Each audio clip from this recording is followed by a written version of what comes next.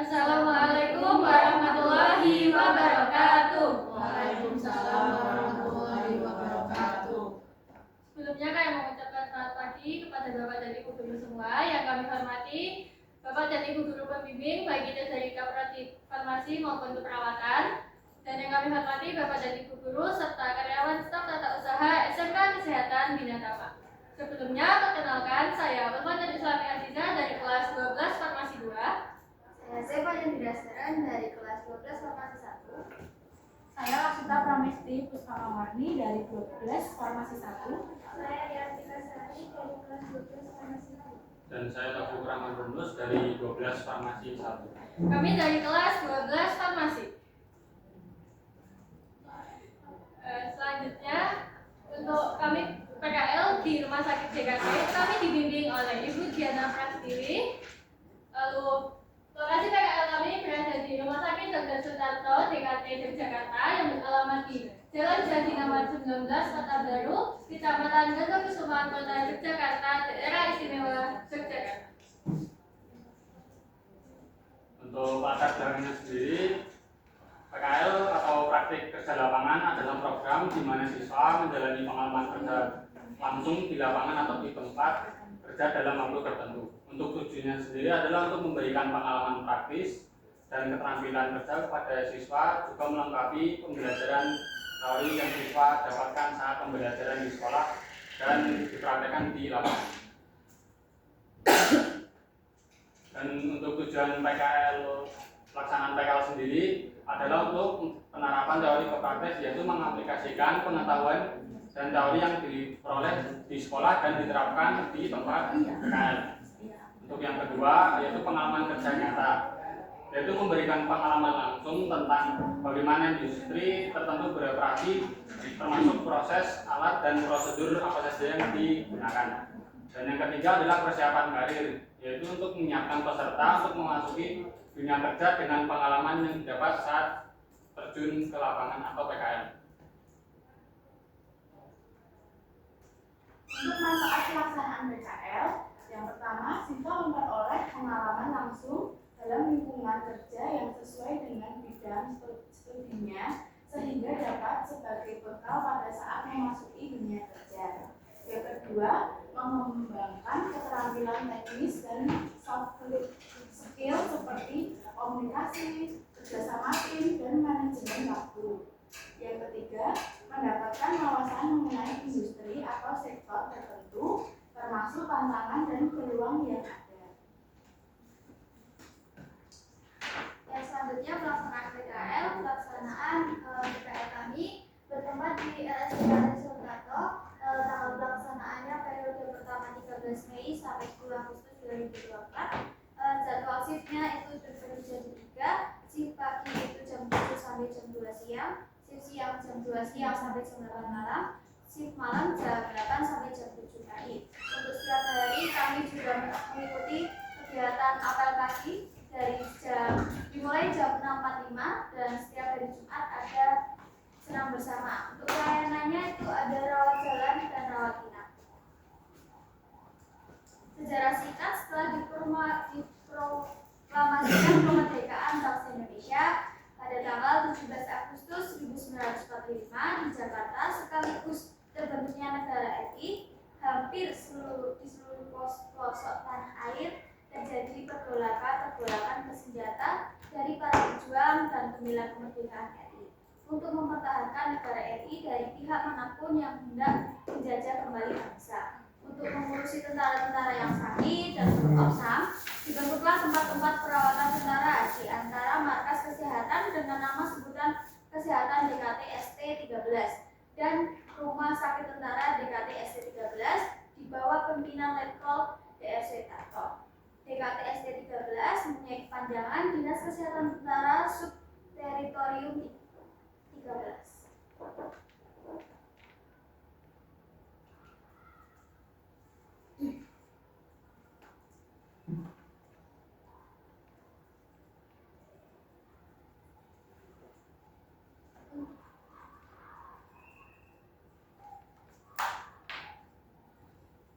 Untuk hasil pelaksanaannya, kami mencapai keberhasilan dalam melaksanakan PKL dengan baik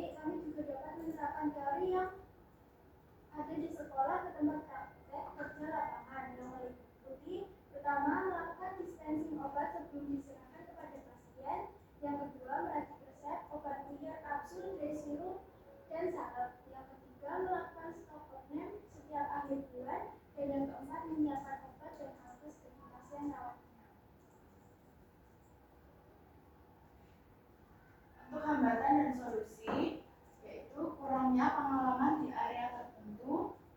Yang pertama, hambatannya ketidakmampuan untuk berfokus pada area spesifik karena keterbatasan penugasan, seperti siswa tidak boleh memasuki dan tidak boleh ikut serta dalam pelaksanaan aktivitas di bidang farmasi rumah sakit.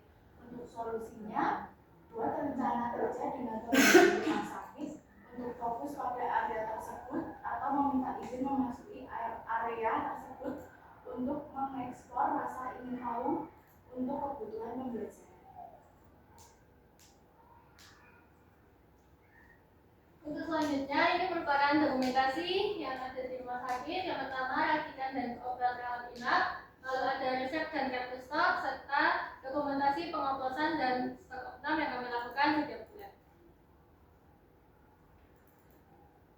Sekian penyampaian dokumentasi hasil praktik kerja lapangan kami. Kepada Bapak dan Ibu guru yang ingin memberi masukan dan saran serta pertanyaan, kami persilakan dengan segala hormat.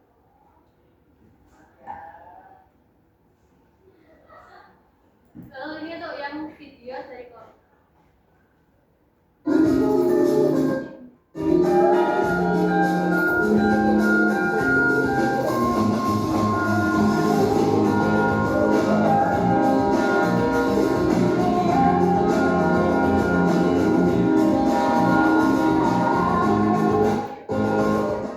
Assalamualaikum warahmatullahi wabarakatuh. Shalom. Hai, perkenalkan kami dari PKL di RSCKE, perkenalkan nama teman-teman biasanya dari kelas 12 formasi 1.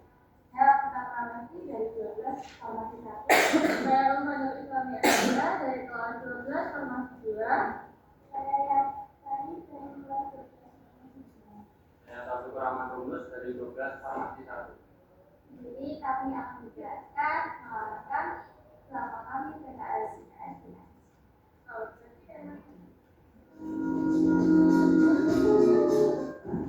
Untuk rencana rumah sakit DKD sendiri, kami melakukan pengecekan terlebih dahulu beberapa dan sudah lakukan tadi, dan juga obat yang mengalami kekosongan stok. Kami juga mengecek terlebih dahulu apakah jenis obat tersebut cair atau padat. Kami juga mengecek alkes dan juga bahan medis habis pakai. Setelah itu menyesuaikan dengan anggaran yang tersedia. Sini saya akan menjelaskan bagaimana apabila RSCKE melakukan pengadaan, yaitu dengan cara mematikan stok obat atau alat kesehatan yang akan dipesan. Lalu anggota akan melakukan pembelian langsung ke distributor menggunakan surat pesanan atau SP yang sudah ditandatangani oleh operator. Di ruang sakit DKP, kita harus mengecek kondisi barang baik atau tidak, mengecek apakah benar sesuai pemesanan, dan mengecek nomornya sama atau tidak, dan mengecek kadaluarsa masih panjang atau tidak. Jadi begitu untuk penerimaan di ruang DKP. Penerimaan apa yang dilakukan pada rumah sakit DKP itu merupakan penerimaan yang pertama sesuai dengan SOPD, yaitu menurunkan obat dari SOPD dalam menggunakan minimal tempo, expired out, yaitu 3 bulan, tapi menggunakan obat dengan kadaluarsa yang Halo, di sini aku menjelaskan pendistribusian yang ada di RSCKE. Yang pertama itu pendistribusian dari PBM ke gudang. Kemudian yang kedua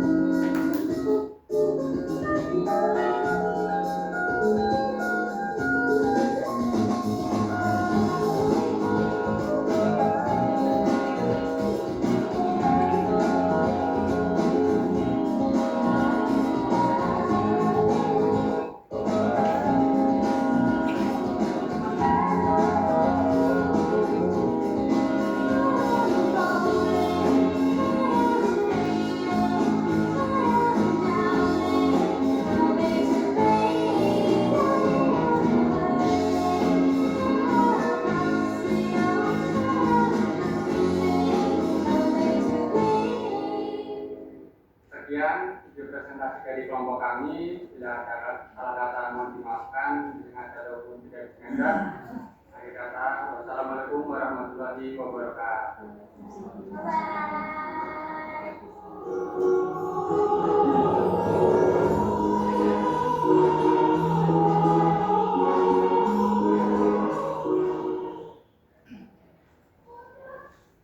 Sekian penyampaian video presentasi dari kelompok kami. Kepada Bapak dan Ibu yang ingin memberikan masukan, saran maupun pertanyaan, kami persilakan dengan Monggo, Bapak Ibu. Dan Ibu dulu ya. Selama kalian PKL di sana tentu sudah memahami tentang distribusi. Coba kalian sampaikan bagaimana pemahaman kalian mengenai rantai pasok farmasi yang efisien di sana.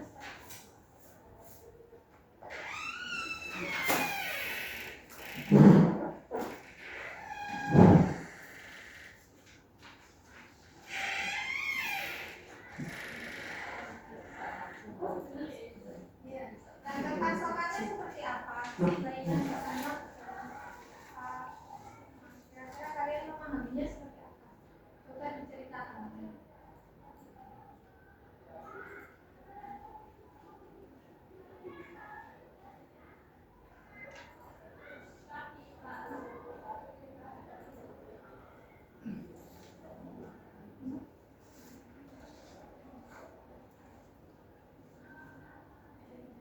Izin menjawab Ibu, sepengetahuan kami di DKT itu stok obat habis di DKT itu nanti dari apotek laporan pengadaan. Dari pengadaan itu nanti dibuatkan surat untuk pemesanan ke PPF. Kemudian baru dipesankan di PPF. Nanti setelah dari barang PPF datang, nanti masuk gudang. Untuk dari gudang ke pelayanan itu tuh seperti pengambilan obatnya itu 2 hari sekali. Jadi ya dari gudang ke pelayanan. Tapi tergantung juga Bu kadang. Iya, Kalau kadang kalau udah dokter yang praktek, misal butuhnya frozen banyak, itu bisa langsung ambil gitu Bu. Tapi kalau obat semuanya itu 2 hari sekali kalau dari gudang. 2 hari sekali ambil ke gudang. Iya. Jadi pengadaan langsung dari PPF. Iya. Selalu dari PPF. Iya. Kemudian kalian mengamati nggak pasar di sana tuh seperti apa? Maksudnya RSDKB itu melayani atau mereka membidik sektor pasarnya siapa untuk pelayanan jasa dan konsumennya lah katakan. Kalian mengamati nggak konsumen kalian itu siapa? untuk di rumah sakit DKT itu kan ada yang paling banyak itu Bu, itu poli jiwa, berarti pasien jiwa sama pasien A. Enggak pasien itu rata-rata dari pramuka atau khusus TNI saja atau seperti apa coba? Mbak Ria mana sih? Kalau dari pengamatan saya kebanyakan pasien umum masyarakat sipil kemudian PJS, PNI, PNI-nya seluruh TNI atau tertentu aja?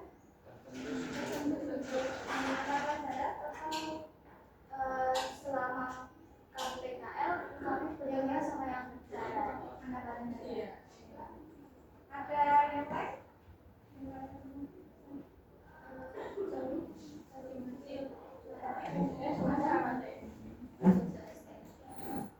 Pernah melayani pesan ya? Iya. Berarti ada alamat pasien? Iya. Sabarannya daerah mana? Kota. Iya, paling banyak itu Daerah sini ada, terus daerah Jalan Magelang,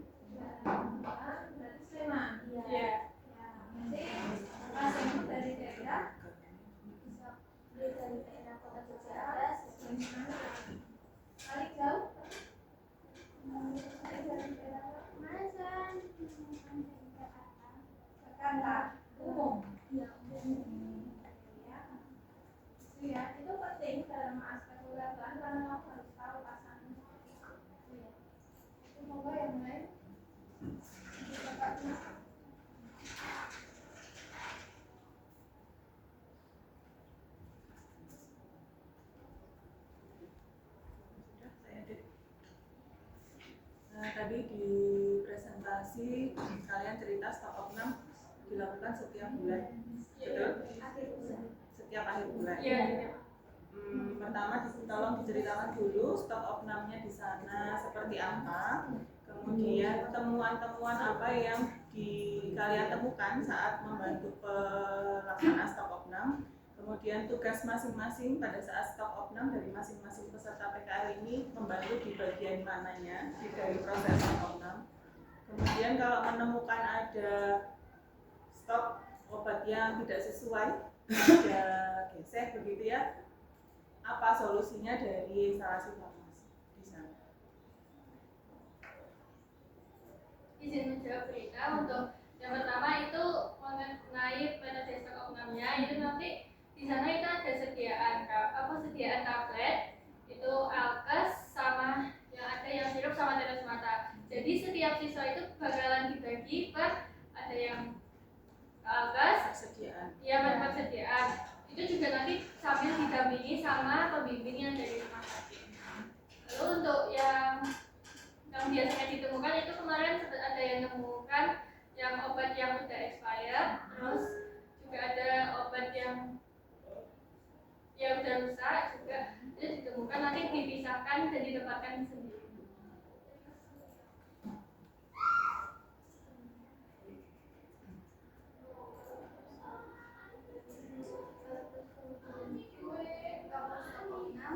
Kalau ada gesek obat atau itu tuh biasanya kita cari tahu di komputernya itu loh, kan ada resep online-nya, kita cari tahu.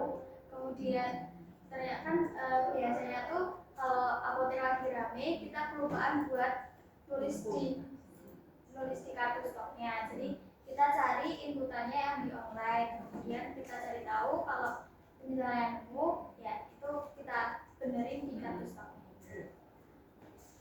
Terus untuk yang siswa hanya boleh melakukan stok opnam itu yang di apotek pelayanan sedia tadi. Siswa tidak boleh melakukan stok opnam yang di narkotika sama OOT sama yang di bidang.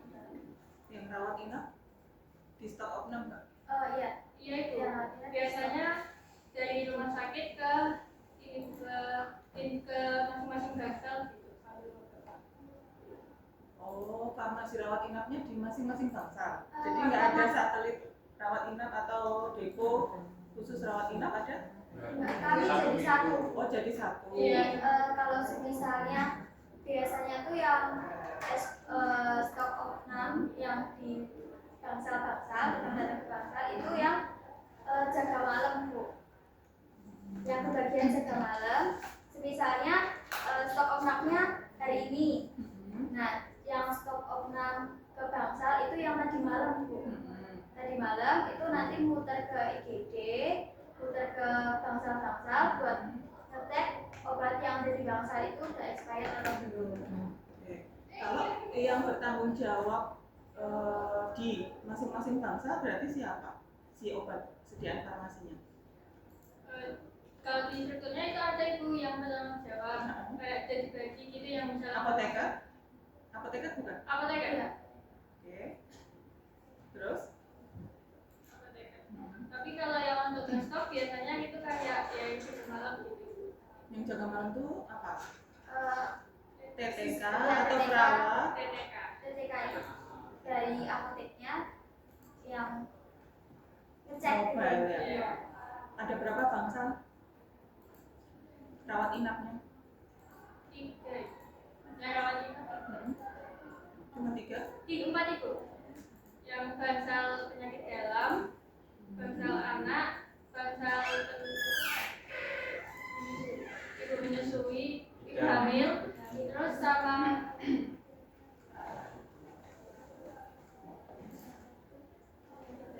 Nama bangsalnya boleh? Royal Sebutkan coba. Sada, Hah? Kirana, Kartika, Perwira, VIP.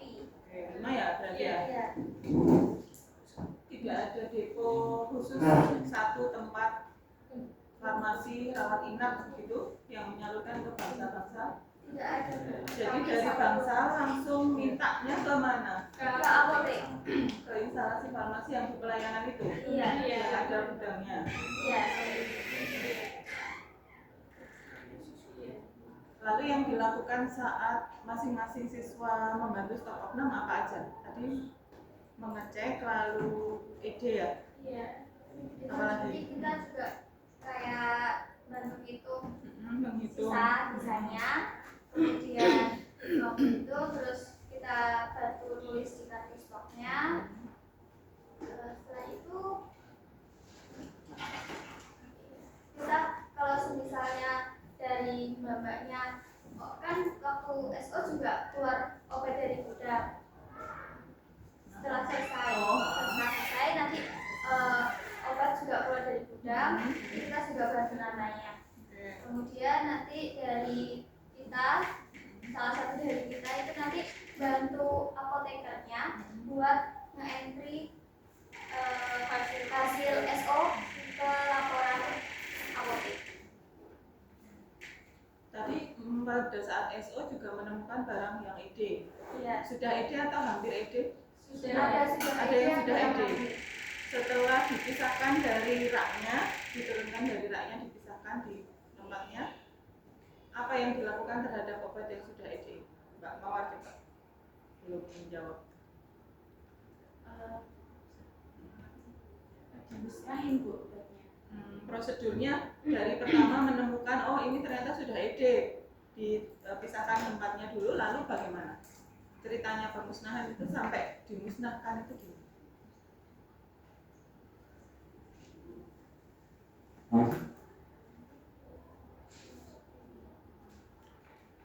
Jadi Bu, kan dipisahin dulu Bu obatnya yang ED, lalu didata jadi satu Bu. Didata mungkin ya? Oh, Didata dulu kan Iya, apa iya. aja, berapa jumlahnya, terus? terus baru jadi satu Bu. Salah saya sempat itu Bu musnahin ikut itu Apa? obat Apa? tablet Oke. sama itu Bu. Sama alkes Bu. Ya Tapi alkes juga Bu. pemusnahannya yang di tempat DKT itu nggak pakai ke pihak ketiga Bu. Oke, dimusnahkan sendiri. Iya, Iya. dianjurin sendiri kayak tablet, insulin, alkes sama ampul itu dipisahin, dijadiin satu, ampulnya dipotekin satu-satu, dibuang di proses. Habis itu yang sebutnya Yang dibuang di proses apanya? yang isian ampul. isinya. Isian ampulnya itu.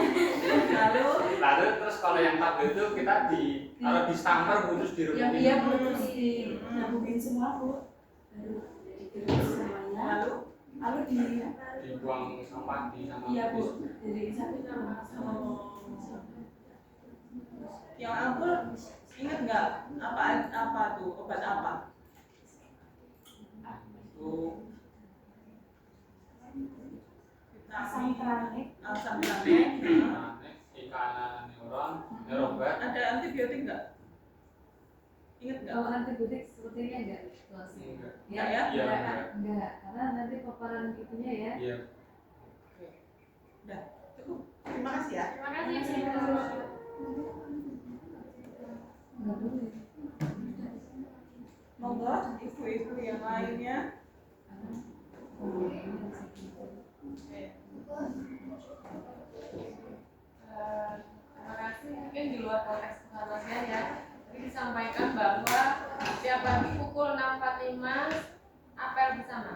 Apakah itu berlaku untuk yang shift siang dan shift malam atau cuma yang shift pagi aja? Maksud saya semua anak PKL wajib apel di 6.45.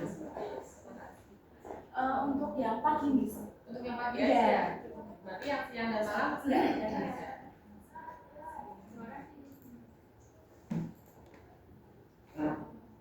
Monggo masih ada? Bu Ariska, Bu Ulfi atau yang lainnya? Bu Arfi. Sudah tadi.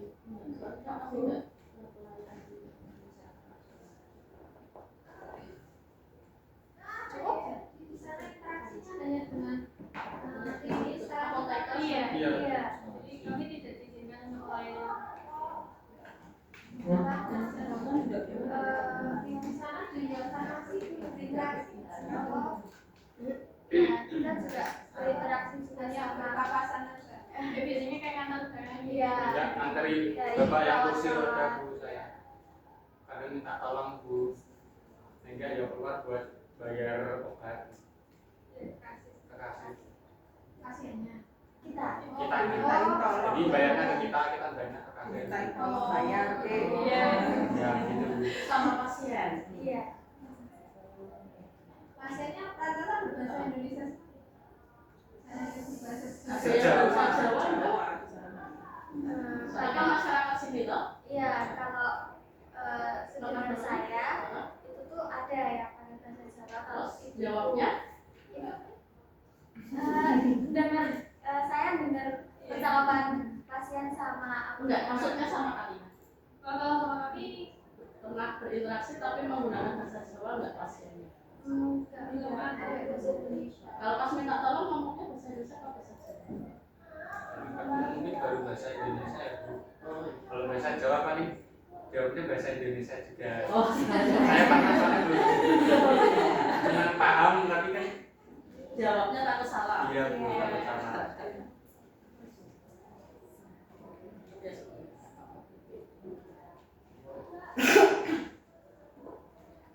Masih ada. Coba Bapak Ibu. Kalau tata tertib di sana menurut kalian gimana? Tata tertib di PKT? kalau untuk tata tertibnya itu Pak, yang pertama untuk jadwal kehadiran itu harus jam 5 sudah harus di sana, sudah harus wajib mengikuti Ya, apel. online. Terus untuk seragam itu harus bebas, sebenarnya nggak harus seragam sekolah, yang penting rapi dan enggak Berbeda-beda. beda. Pokoknya kami harus sama, harus seragam. Terus untuk Kalau jam pagi itu kadang kalau bisa pakai yang pantofel Pak. biasanya ikut apa? Soalnya itu Kalau udah pagi, Iya. kalau ada yang dapat shift malam kalian? ada semuanya Semuanya tuh. Seragamnya kalau nggak pantau nggak apa-apa kalau malam. Kalau sebenarnya tuh setelah apel itu tuh boleh, kita kan masuk apotek lagi tuh Pak, kita tuh boleh ganti sadar senyamannya kita. Tapi kalau kita mau keluar apotek kita harus ganti sambil keluar. Oh seperti itu.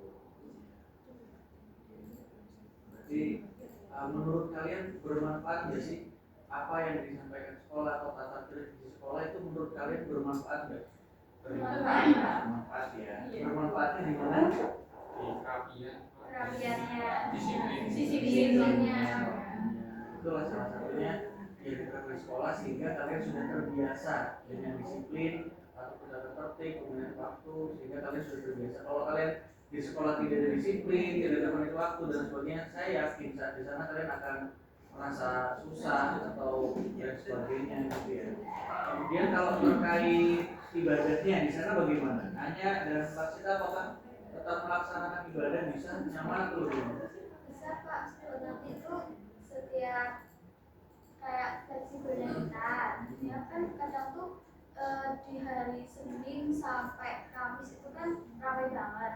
Apalagi kalau kita jadwal dokter jiwa itu pasiennya kan banyak, nggak mungkin dikit. Nah itu tuh kayak ya kita seselahnya pasiennya itu biasanya itu jam 12 tuh istirahat, waktunya istirahat. Nanti yang positif itu bisa sholat, nanti kita juga bisa ke ruang istirahatnya kita Gantian.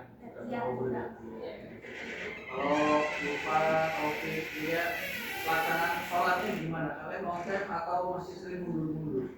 Kalau on time mungkin enggak sih Pak, agak mundur paling sekitar jam 1:30 soalnya emang kadangnya pasien jiwa banyak racikan juga Pak. Oh, iya. Tapi begitu sudah ini langsung. Iya pas ada slot dikit langsung izin kalau bisa. Ya, artinya kalian tetap menjaga ya. Artinya ibadahnya juga harus tetap. Kemudian semangat dalam PKL juga itu juga harus. Jadi tetap ada hablum minannasnya oke, hablum minallah juga oke.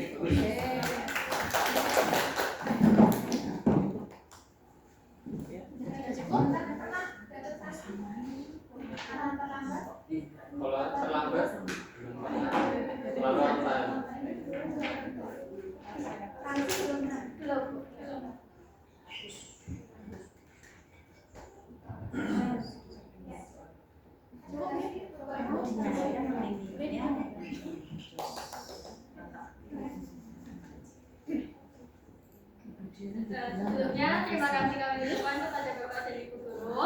Mohon maaf Bisa apabila ada tungguin salah ngapain. kata dan ucapan serta perbuatan. SMA Kesehatan Binatama berjiwa Pancasila, berakhlak mulia, kompeten, dan budaya. Pagi, farmasi beraksi. Terima kasih.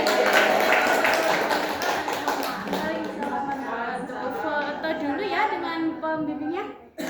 Bu Diana.